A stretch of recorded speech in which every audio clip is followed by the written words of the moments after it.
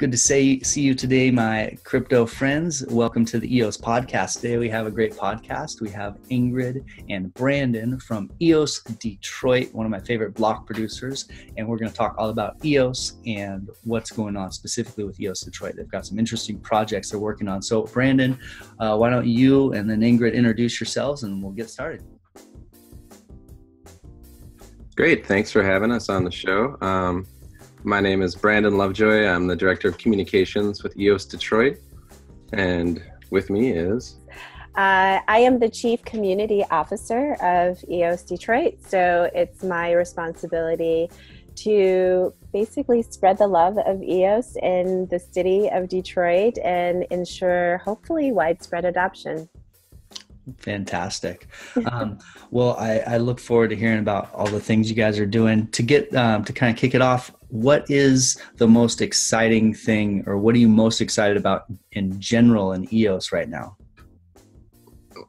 Yeah, there's just so many things to be excited about. It's hard to know where to start. I think there are just a lot of great developments kind of rolling in around the corner. We've got the REX, which is the resource exchange that seems kind of impending.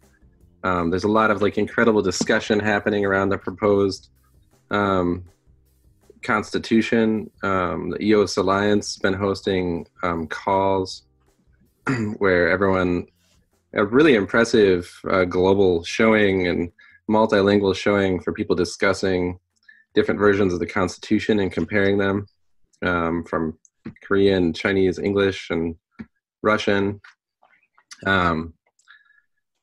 As many viewers know, Shintai launched, and so the first kind of opportunity for token holders to lease tokens on EOS is live, although I believe it's currently down temporarily until, for a few days for maintenance and then back up again and running. Yeah, I just looked into Shintai just before we popped on to see where the kind of interest rates are at. It looks like about between about 3 and 5% per year, or APR is where the interest rates are sitting for people who are interested in possibly leasing out or staking some of their tokens. And it'll be interesting to see how that changes as the demand shifts. I guess there's a lot more dApps and there's more for bandwidth. We'll see how that shifts. What's the difference between the REX and Shintai, or the hypothetical REX? Is there going to be some different resources, or go ahead? Yeah, I'll do my best with that. You've got the two relatively non-technical members of our team. It makes three of us. Let's go down the rabbit hole. Yeah, I mean, one of the main differences, the REX is going to, if it makes it through referendum and is adopted, which seems quite likely, that it will be more of a protocol level resource exchange on EOS. And one of the cool things about it under the current proposal is that it does seem to tie voting to the REX. So in a way that would encourage people to vote for a full slate of candidates, which we feel is really crucial.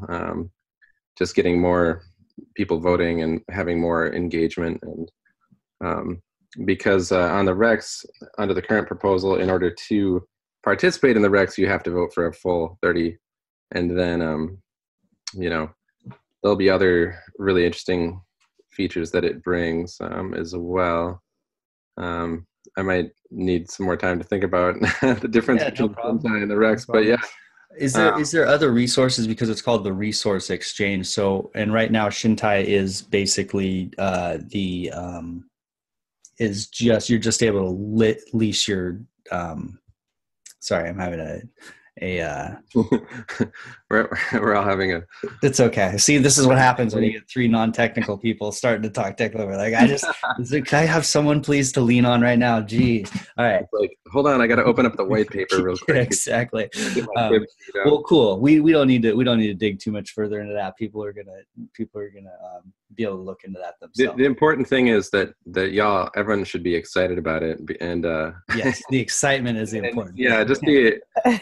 I mean, the mere opportunity to begin unlocking some of the latent potential that exists in EOS that we've really yet to see, and the ability to begin to lay some roads out to people, because a lot of the more active participants in EOS right now are highly technical, and one of the things that EOS Detroit is focused on is bringing this technology to people. We're really crucially interested in where making this technology touch the earth, so to speak. And yeah, I see you guys are very local focused. So that's something I want to get into, kind of what that means a little bit further down the road here. Ingrid, what do you most, as the community manager and someone kind of in touch with the community, what are you most excited about in EOS right now? Yes. So I'm not the community manager for EOS. That is our team member, Phil. But one of the things that I'm most interested in is the URI, and I'm still trying to universal resource inheritance. I'm trying to still wrap my head around it, because one of the things that attracted me to EOS is that Dan Larimer was into UBI, and I'm excited about this step in this movement towards really developing that idea. And already it's got another name, and so I have to understand what that means. But it seems very interesting, and I'm excited to follow it. Yeah, URI. I've done a couple shows on the URI, and we've dug into that, and it's really interesting. It's right now the biggest kind of struggle is it's tough to understand what universal resource inheritance and the difference between universal basic income, universal resource inheritance, where the money comes from, who would pay for it, who would benefit from it, kind of the incentives that are built into it. It is, like you said, it's tough to wrap your head around. And so I think that the toughest part of the adoption for URI is going to be the understanding of it. So hoping that there's some places where we can see it implemented in really small scales and proven out, or maybe just vetted to see how it works, and then build on it from there. And actually I have yeah, go ahead. Oh, go ahead. I wanted to hear your story. Oh, I have a small little project that we're talking about on Steemit, and trying to build a kind of a model of URI within the Steemit ecosystem, just to test it out. So cool. There's some interesting things going on. So I think that would be really interesting. And whenever things are a little more solidified, approaching the mayor in Stockton, California, it could be really interesting about adopting this new system, or at least just thinking about it, about how blockchain can, really support that initiative that they've already started. Mm-hmm. Oh, I'm unfamiliar with that. Is the mayor of Stockton is implementing some sort of? He wants to.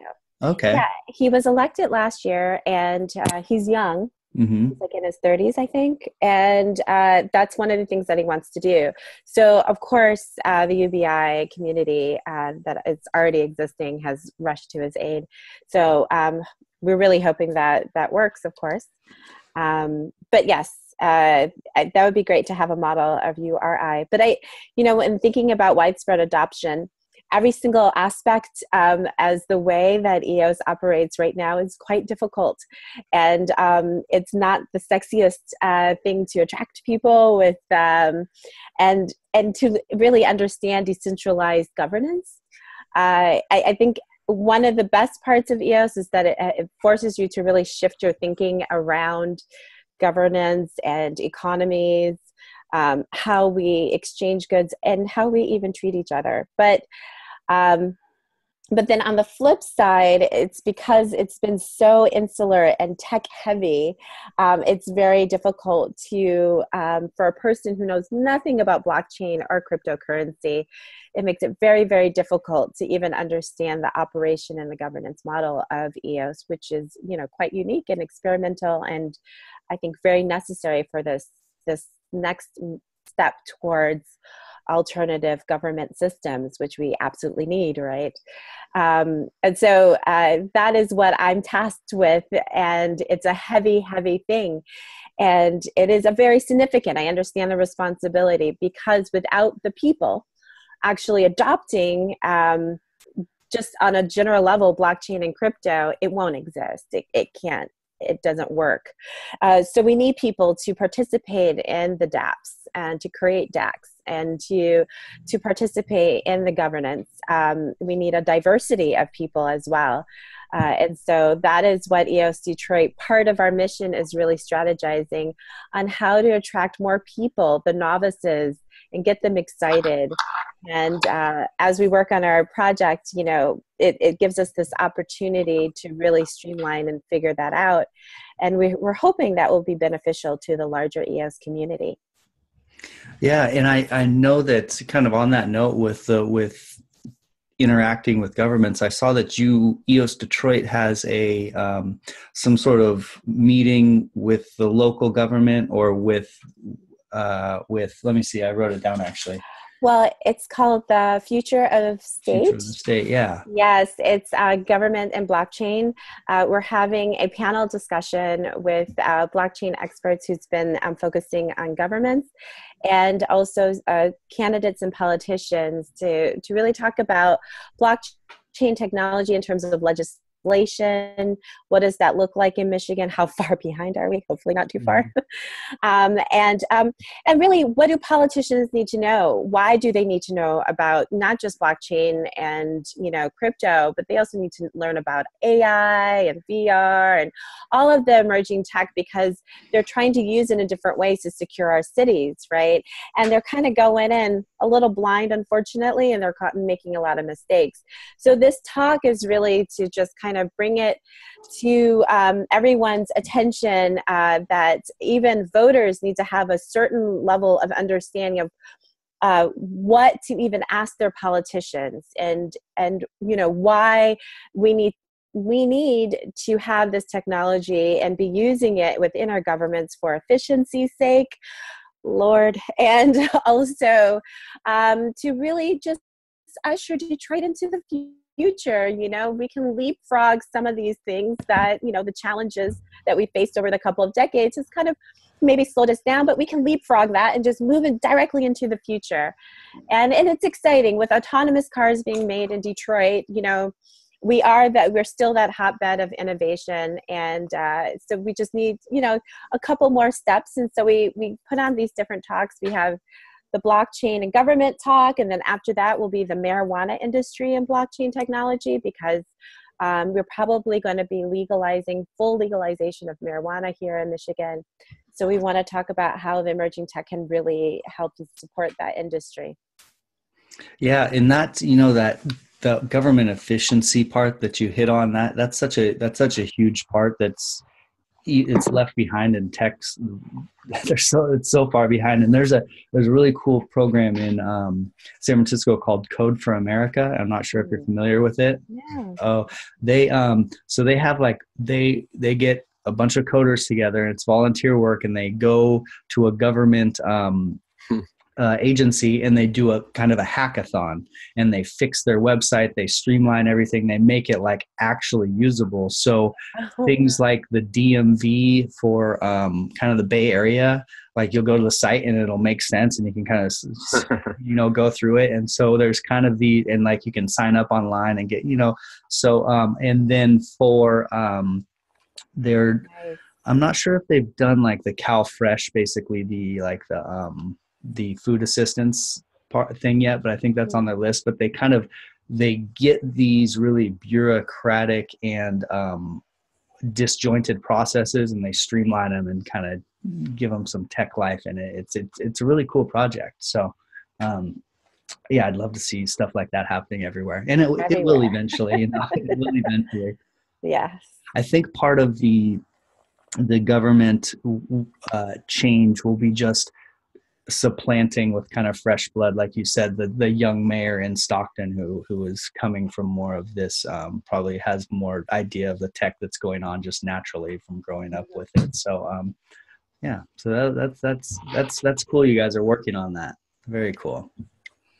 What other kind of community projects is EOS Detroit focused on? Fanny, you want to talk about the mesh net since I've been talking so much? Yeah, the cat's kind of out of the bag a little bit. I mean, I'll say a little bit about it. We're still working on it. It's nothing that's like super fully formed, but a lot of work is being done on it. We're still an unpaid block producer, so we're kind of scrappy, pulling ourselves up by our bootstraps here, and we're not going anywhere anytime soon, but we've haven't had all the energy to focus on what amounts to a like insanely ambitious project. But yeah, I mean, one of the big problems in Detroit, as you may know, and Ingrid could speak to more of this, is access. And frankly, it's a problem all over the world. And until we're able to solve the problem of access, then a lot of the gains being made with this technology are just not going to be available to people, period. So one of the things we've been working towards is developing a way to use the EOS.io technology to incentivize a mesh net.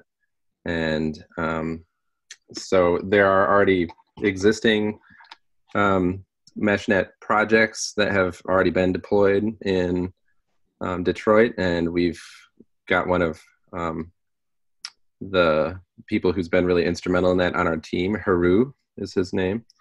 And so we're kind of in talks with several local organizations that are already like deep in this process. And Ingrid, I always get lost in the acronym soup of names of different organizations. So maybe you want to so explain what a MeshNet is too. Sure. So I'll begin from the very beginning. 40% of Detroiters are living without access to the internet. The reason is because internet companies are looking at the credit score of the area.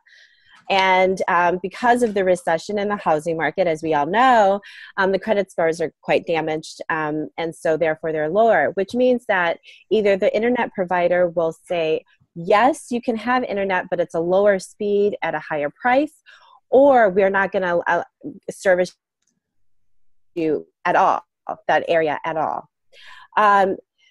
So as a result of that issue and our deep belief, and I'm talking about collectively in a social justice community, that digital literacy is necessary for any city people to kind of move forward into the future and be, participants and not just consumers, right? So we really want to make sure that everyone has access to the internet, and that's like the first step. The Equitable Internet Initiative was created, and they chose 5 different neighborhoods and decided to create this mesh net. And what a mesh net is that they put a satellite on one house, and that signal will bounce maybe a couple houses over where there's another satellite. And that means that in that area, people will have Wi-Fi at a higher speed, at a much, much, much lower cost. It's a nonprofit entity, so they are covering a lot of the costs, like hardware, installation and things of that sort. These 5 neighborhoods are the most lower income neighborhoods in Detroit, so they're really focusing on the vulnerable population. So EOS Detroit really wants to support that effort, expand it, and by doing so, we're creating an application so that we can incentivize people to participate in the MeshNet and be able to hopefully make money to be able to pay their bills, and then also create this economic, an alternative economy or ecosystem that is really based on Detroiters. So right after this interview, I am having our first meeting with an advisory team that we've put together to help guide us in creating a decentralized autonomous community for this application. And so we're being very intentional in how we're entering community. Detroit is a majority Black city, is majority of color. So it's a very unique population. This is a population that is normally marginalized within the tech sector, within the finance sector, right? So we're dealing with a lot of different types of cultural complexities. And that's why I love my job, because of that challenge and this ability to offer options that, and a new system that is not built on harm and violence. That is what's so key. And that's why I've always been a fan of Dan Larimore and EOS Detroit. Nice. So lights on the timer. We got it. Yeah, that's a fantastic project. I love the idea of mesh nets and them possibly popping up in all kinds of locations all over the world, possibly. What a great thought. So, and that's the Detroit DAC, or the kind of the pilot DAP, or the DAC you guys are looking at, is regarding the mesh net. Am I understanding that right? Correct. Yeah. Okay. Yes, it's supporting the mesh net. Great. Great. Well, we need to get you guys some more votes so that we can start implementing some big ideas here. So that's good. Help us bring EOS to Detroit and to the whole world. If it works in Detroit, if we can pull this off in Detroit, then there's nothing stopping communities across the globe from implementing a similar solution. I mean, we're very committed to open source. Everything we do is pretty much in the public domain. So if we win, then we all win. And so we're really looking forward to making some headway on this project for sure. I've heard of some people building a mesh net in Oakland, and the way that I understood it was that it was kind of pirate-y, like they were going out and kind of doing it, like subverting some regulations and just making it happen. Is that how mesh nets happen, or is that like some people just like some hackers having too much fun in the city? Yeah, so can, but for Detroit, there is some dark fiber that hasn't been used in there, where EII has permission to tap into that fiber. So okay. This is not, that. Okay. Those guys they're having fun out there in Oakland. Yeah. I like them. So okay, cool. Yeah. Well, go ahead. Well, I was just gonna say, like, EOS Detroit is pretty unique in that we're completely legit. We're a company based here in the US. We're based in Detroit, and everything we do is in broad daylight. And of course, with a mesh net, on a long enough timeline, there are all sorts of, probably onerous regulations that different communities are going to encounter in terms of access. And, the ISPs are not going to exactly appreciate this movement in the long run, I would say. So unquestionably, like, there's going to be some friction, but to the extent that we're able to negotiate and would work openly and just play nice with everybody, like that's our approach. So yeah, and it's kind of one of these long grinds, but it seems like it's only going to be going one direction, kind of towards the decentralization and the slow removal of the stranglehold on internet service. But yeah, like you said, it'll be a slow process, talking with each community and figuring it out as you go. But it seems like it's only going to go one direction. I mean, it's hard to stop these small decentralized communities all over the world, like slowly taking, some of their, what they're going for. So, and that's kind of just a broad picture of how cryptocurrency and decentralization works in general. These big ideas start in these small places with small groups of people kind of slowly inching forward these big ideas. And it's powerful. It's really powerful.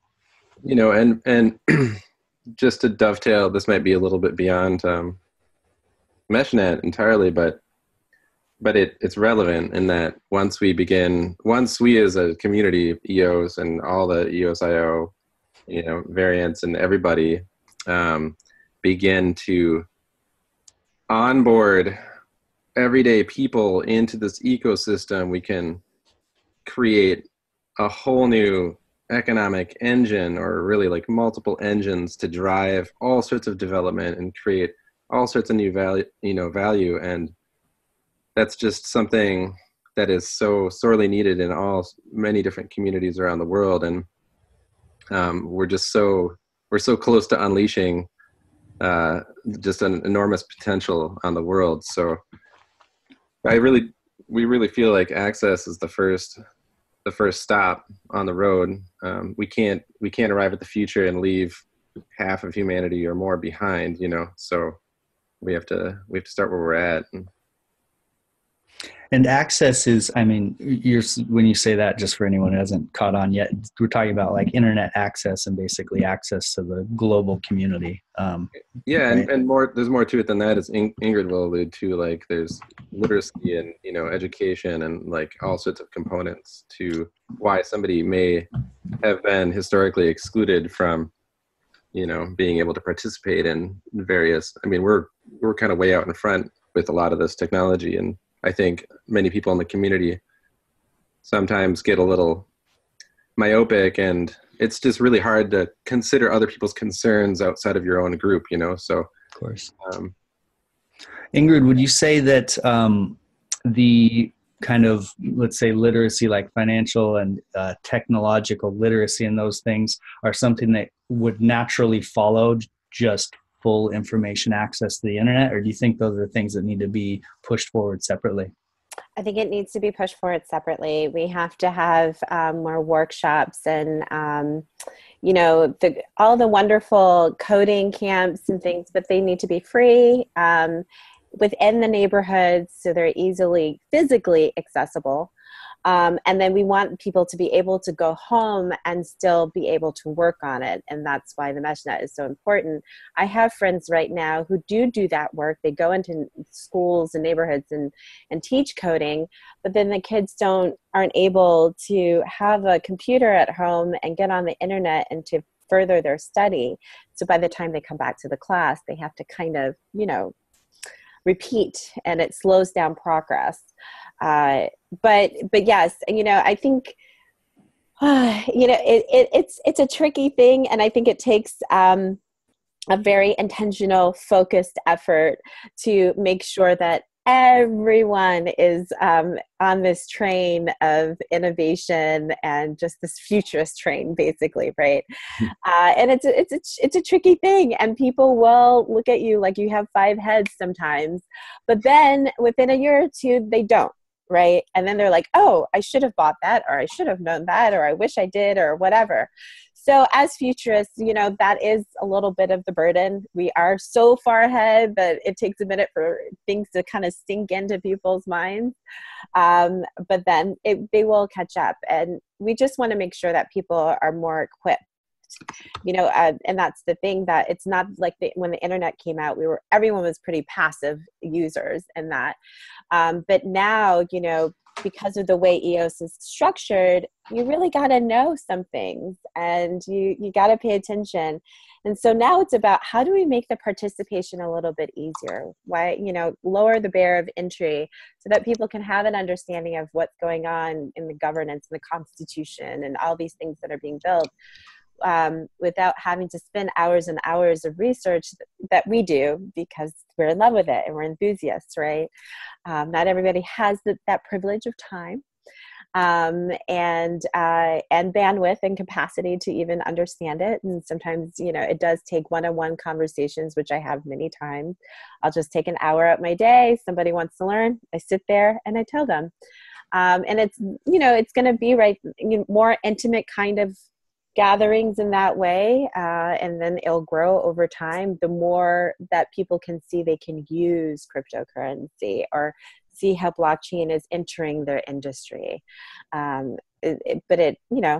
We do have to be a little patient, and EOS is such a baby. It just loves.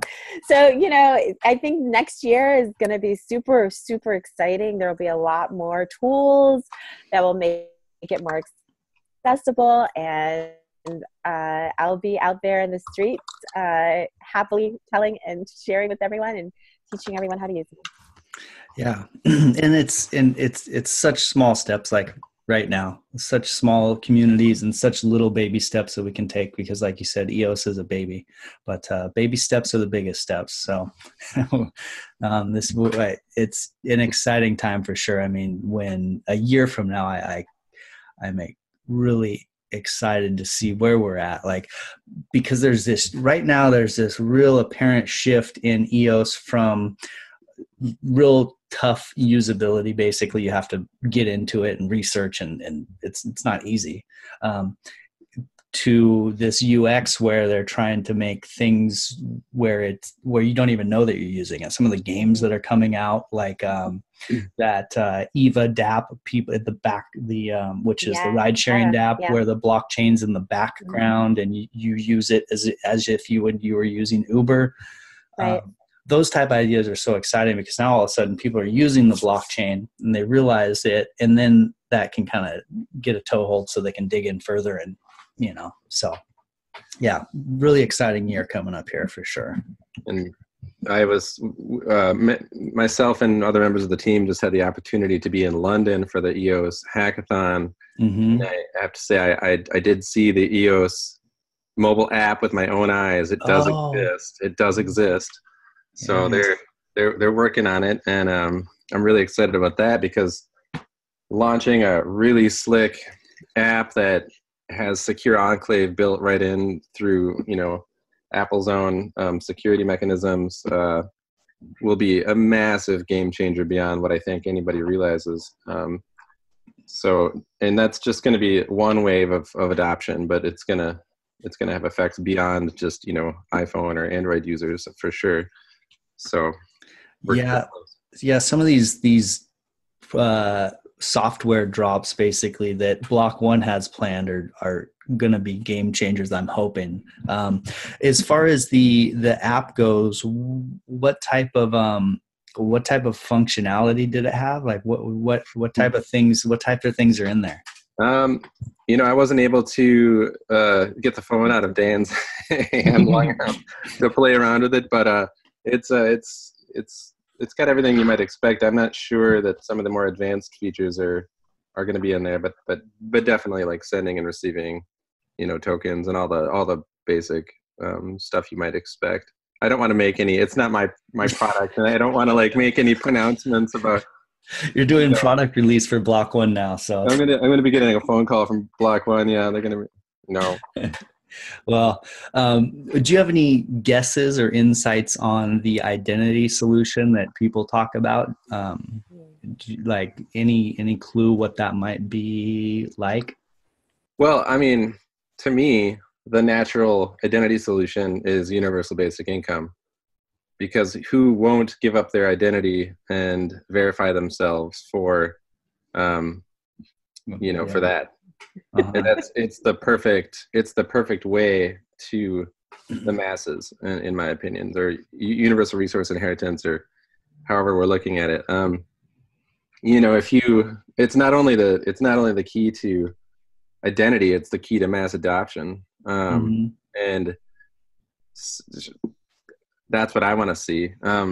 Identity is a really tricky problem. So many people have been trying to solve the problem of identity, and we're a bunch of voluntarists, generally speaking, in this community. So we're not going to kick down anybody's door and demand to know who they are. And we want to preserve the right for people to remain incognito. So it's really just got to be a compelling opt-in scenario that brings with it a lot of benefits. And until people see benefits, they're not going to, necessarily feel comfortable being out in the open in this brand new frontier, of sort of I don't know how to characterize where we are right now. It's completely a new territory. So that's such a good take that I haven't heard it specifically put like that, but it's the same way that kind of Dan or EOS has tried to think about everything by not saying do this, but by building the incentives in such a way that you want to do basically what's right for the chain, and so all along the way, it's kind of the incentives are lined up. So to think of the identity solution as just another another incentive alignment where we'll give you some of the resources that are natural to EOS. We'll pay them to you if you take some time and verify your identity. That makes a lot of sense, because it does.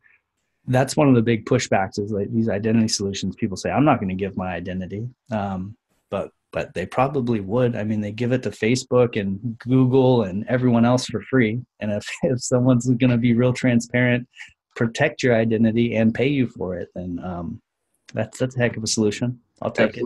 Absolutely. And I mean, just to speak to identity briefly, like, I know we're probably running kind of low on time, but it's been called the total sunlight approach by various people, possibly Dan at one point in time, Dan Larimer, for people who may not know who that is. But the idea that we're all sharing everything we have and all our connections and everything with corporations such as Facebook and Google, that they know everything, and therefore, governments pretty much have all that information, and through network analysis, like, pretty much can infer anything else that they want to know, even if somebody's not on the network. So it's kind of like the illusion of privacy should be dispensed with. Like, you can have privacy in a really limited sense if you need it for a specific purpose.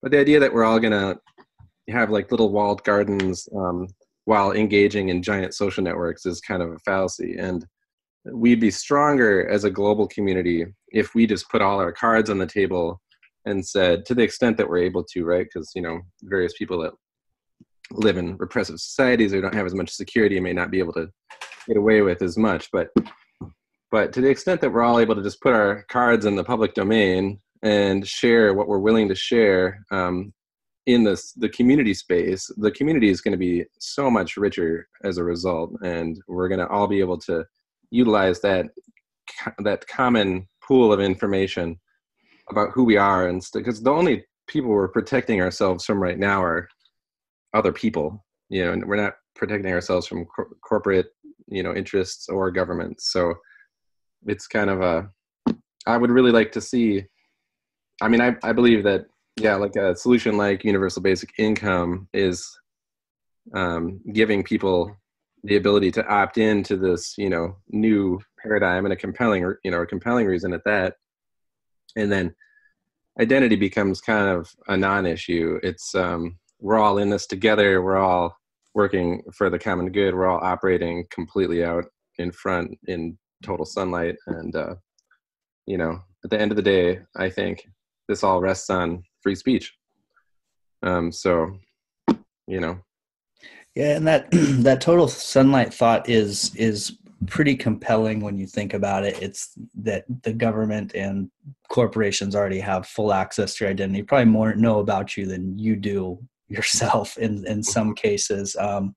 And then so people are really only trying to protect from other random people. But then on that note, like, the bad actors that are random individuals out there, they're bad actors, and they have access to all your information as well. You can buy it, you can get anything you want and hack people. Like, if you have the will, there is a way. So there's really, your identity for any nefarious purposes is already fully exposed, unless you've been some sort of wizard your entire life and John McAfee'd them or something. But it's just not, people don't have time to protect themselves like that. So to people listening, your identity being private is an absolute is an illusion unless you've done some serious lifelong work to keep it not that. So the full sunlight, I like that. That's a good picture of it for sure. Mm-hmm. For sure. So we have about 10 minutes left, and then we're going to wrap up. Ingrid's got an awesome community meeting coming up, or she's going to go talk about building the Detroit DAC. So that's fantastic. I had a couple things I just want to mention about EOS Detroit here. You guys are going to start on a new office, and you're going to put in your backup bare metal infrastructure coming up maybe by the early next year at some point. That's on the board, so we need to get some votes out for you guys. Help us. help us make it happen. For sure. So that was just something I wanted to mention, that you guys have on the board. What other kind of final things did you want to touch on in our last 5 to 10 minutes here about EOS Detroit? I wanted to mention the community calendar. Many groups seem to have tried to make a EOS community calendar, and I realize now why it's so difficult and why it hasn't really been done, because we've got so many different groups across so many different regions and cultures and everything else, languages, that it's near impossible. But I'm determined, and so we have an EOS community calendar. I was asking in Telegram a moment ago where else it's being hosted, but I know you can find it on the Blocksmith dashboard. You can find it on our website, EOS Detroit. There's a calendar, and we're really trying to make this community effort and we've got a form people can fill out to submit any events that are happening, and we'll do our best to keep that updated. But I view, like, also as just totally critical that it would be really wonderful if there was like an actual source of truth of all the events happening in the entire EOS space, where, I mean, I know it's something I want, where I could just go and click on a calendar and go, oh, this day, okay, take my pick of, all these live streams that are happening, all the physical meetups that are happening and everything. So yeah, it almost sounds like a type of like a meetup.com type of sites for EOS specifically, and that also has like virtual meetups and videos and all kinds of stuff in it, huh? Yeah, well, right now it's just a calendar, and it's the API is available. We're using Google, and you can plug into it. Yeah, it would be amazing if we could build our own app and just we're 5-10 years down the road once you guys are top block producer building out. Sure. let's just all get on the same page using existing tools, and which we're doing now. Like, here we are on Zoom, which is kind of awesome and everything. So that's got to be a massive effort. You must be just contacting almost all the block producers individually and getting them to connect through the API. Is that how you're trying to do it? Well, we just got it up not too long ago, and anyone can get access to host the calendar on their site. In terms of updating the calendar, it's a little challenging, simply because it becomes a little cumbersome to like grant the entire world write access to this calendar. So at some point, we have a form right now that you can just fill out. I'll link to it in the description. People can find that out. And of course there are problems with that too, but we're just kind of working with what we have and marching forward, and we'll tackle all the problems as they come up. But just getting a community calendar that generally people thought of as the de facto community calendar would be a huge step. And then we can make it better. We can iterate, we don't need to have the perfect thing coming out the gate. But I would really love to see more participation from different people on that. Well, big part of that's marketing. So make sure people to use the calendar link. We'll put it in the show notes, and you can share it with anyone who might use it. So yeah, go ahead, Ingrid. Yes, October 23rd at 7 p.m., we're going to be live streaming our conversation, Future of the State, Government and Blockchain Technology. So please join us. You can find us on our YouTube channel as well, EOS Detroit, where we have all of our live stream videos listed. But yeah, October 23rd at 7 p.m. So we can put the link down below. That's 7 p.m. Eastern time. Oh, sorry. Yes. 7 p.m. Eastern time. And I don't know what that is, UTC, but yeah, that'll be a great event. All right. And this is the EOS podcast. This is my baby lately. And this is what I'm going to keep going. And like Ingrid said earlier, like, most people don't have time to sit and watch YouTube videos. So the reason I made this into a podcast is so people can listen at work when they're supposed to be working, but really they're going to be educating themselves, and so that they can be a part of EOS. So listen to the EOS podcast. And we got the San Francisco Hackathon coming up for EOS. That's going to be awesome. I can't wait. I'll be a mentor at that. So I look forward to meeting a bunch of block producers and seeing what the hackers come up with in San Francisco.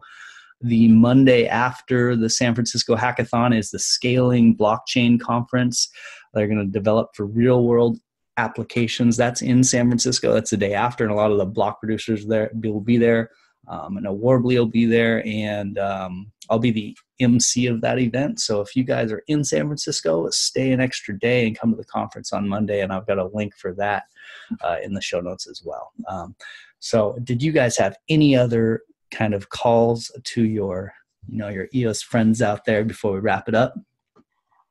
Sure. Please visit us on Facebook or Twitter and Telegram, EOS Detroit. We're also on Instagram, and feel free to visit us on eosdetroit.io, and you can sign up for our newsletter. We have a weekly airdrop that gives you even more information about EOS and the EOS community. So yeah. That's called the Weekly Airdrop. We post it on Steemit, on our Steemit page, and Medium most every week, and that's a really great resource if you're looking to kind of get a survey of what's going on in the space, and sign up for it on our website. And gosh, yeah, the Weekly Airdrop is a killer tool. I like that, to catch up and just all the find out about new dApps and things like that. So yeah. I saw that you guys had the airdrop for EOS, the crypto peso EOS Venezuela is doing was in the weekly airdrop. So go check that out. Crypto peso. And I just want to, this is like a whole topic, but like, as a community, I'd just love to see everybody supporting all these variant chains, that anything that they feel is a good project. It's really, at the end of the day, we're in a different space than traditional crypto, and what we're seeing with EOS is the potential to evolve and the potential for all these innovations and experiments to filter back and benefit everybody. So let's not be afraid of innovation, and let's not be afraid of experiments, and see where this goes. Don't be afraid, my EOS friends. Do not be afraid. We're in a brave new world. I love it. Well, thank you guys so much for coming on. I really appreciate it, and appreciate what you guys are doing. So hopefully we'll get some votes for EOS Detroit and keep pushing you guys towards doing big things. So well, thank you guys for coming on, and we will see you later, my EOS friends. Cheers. Cheers. Thank you. Bye. Money is not the prime asset in life. Time is, and your time is just